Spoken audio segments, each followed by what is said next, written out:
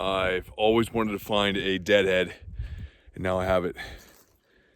Oh yeah, that's got some stench to it.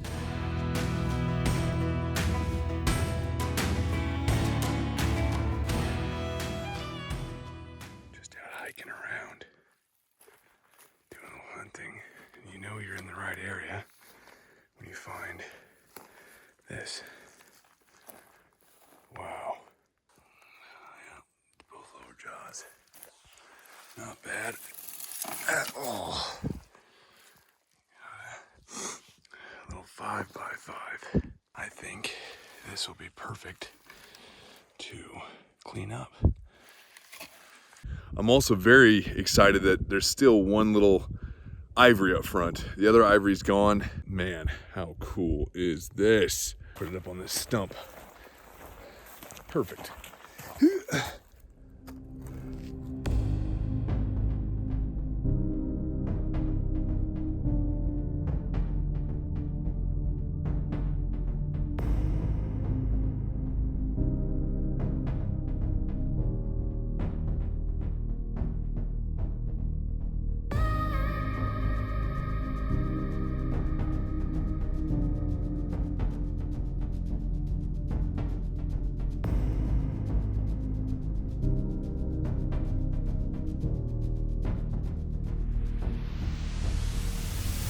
It's day 4 or 5.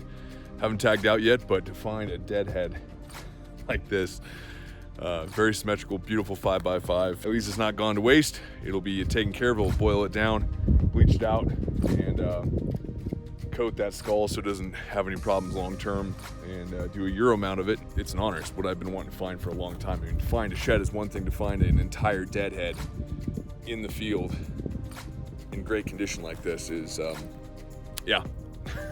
I'm happy, man. Deadhead, brah. Oh, man. All right, in the truck, good to go. And when I get home, I'll do the process of turning it into a Euro mount. It's all cracked and obviously got some issues. There's gonna be definitely some character on it, but I'll clean it up for the most part, get this whole nasal cavity. It's all disgusting cleared out of there. Oh, one fang. So it's said that the ivories in front of a elk, one that's usually right here as well, are remnants of fangs they used to have back in the day. I'm not an expert in that field, but that's what I've been told, and it'd be pretty badass if you find a elk that has full-on fangs. All right, head secure. Time to grab my bow and put my pack back on and head back into it.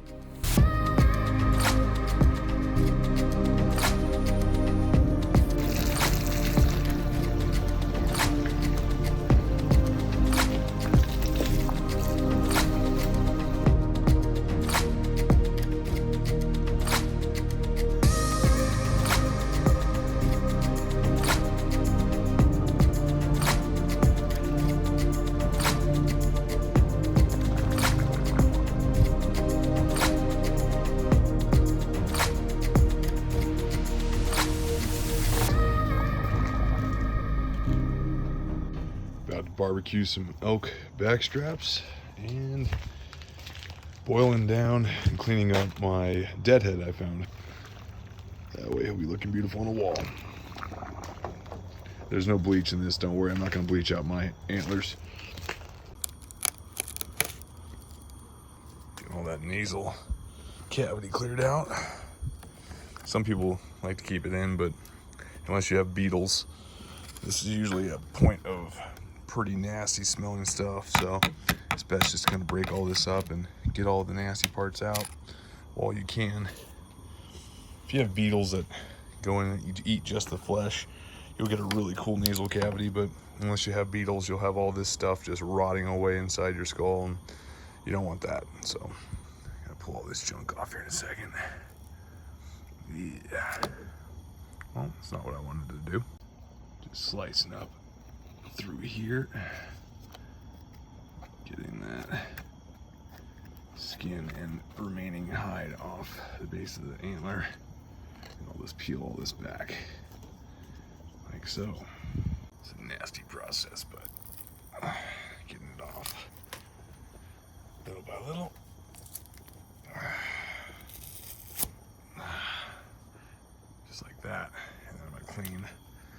this up. All that nasty. Make sure you get all that flesh and everything else off. And then this is the one that's next. Already got it cut open. It's gonna start prying.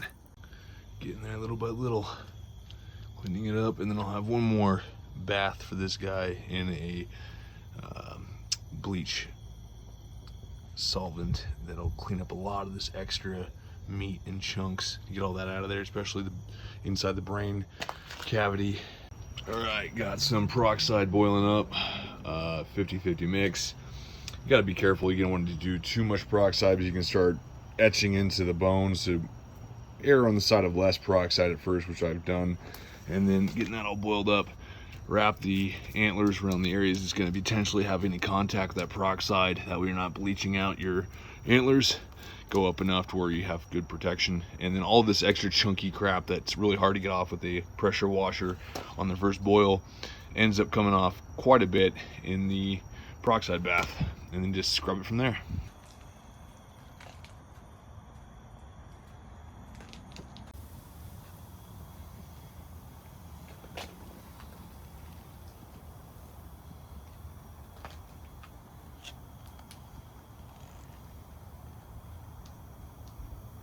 And just like that, after getting out of the bleach bath, hit it down with the pressure washer. You can do it by hand with needle nose pliers and stuff too to get all the little pieces off, but that just clears out the brain cavity easier, nasal cavity easier, gets all the remaining chunks out, and you have yourself a beautifully white skull.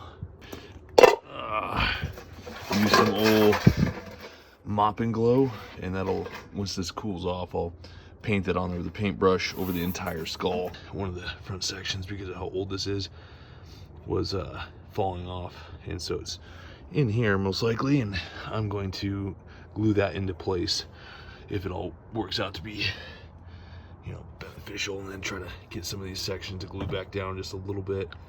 They opened up a little bit, but to be expected. And then any sections that you see on the antlers that turn slightly white, just at the very bottom here, I take a, like you can see a couple knobs here, got a little bleached. And what I do is I take some of this wood finish. Golden pecan, I think, is about right for mule deer and elk antlers, depending on how dark they are. But it just fills in those little spots that have been slightly bleached that should not be. All right, time for a little mop and glow. And what it does, it seals all the little pores and all the little cracks and imperfections inside the skull, especially after you bleach it and boil it for a while. It seals that way dust doesn't get in there and cause a yellowing and dirtying look over the years as it's hanging on your wall. Add some mop and glow to your brush and then spread it around the skull. You could even just pour it on the skull if you want to, then brush it. It's up to you. And you can see how that is coating the skull and giving it a nice shiny look. And then as that dries, it'll seal in all those pores, which is huge. And it gives it a nice little sheen to it as well. It looks great on a wall.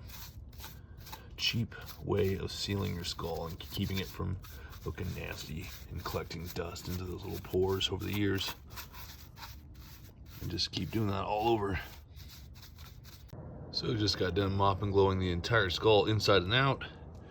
Looks nice. I can already smells amazing. That's one thing it adds to, is it adds a nice little scent to it. So whatever smell you may have remaining is covered up dramatically by the mop and glow. I even mop and glowed the entire antler system. And that way they're nice and shiny.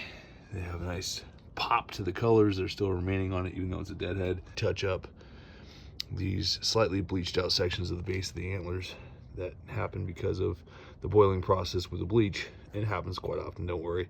So I use my wood stainer and I'm gonna fill that all in and make it match. There's some, you know, dark sections you can see in parts of the skull just because of how long the meat sat on the skull in the middle of nowhere.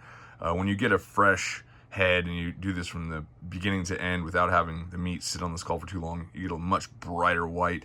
But all in all, I think it turned out great. A lot of the cracks opened up a lot more during the boiling process, so I just put some super glue in there and sealed it all back in. That way it's nice and tight and there's no shifting or movement in the skull itself.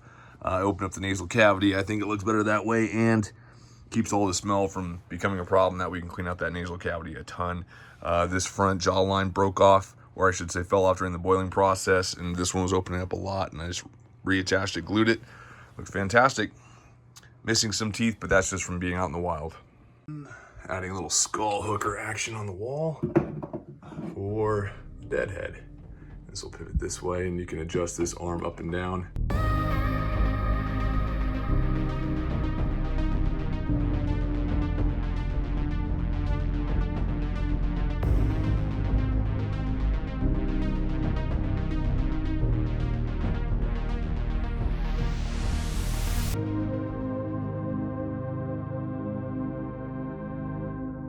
What are you smelling? Max, what are you smelling, bud? What are you smelling?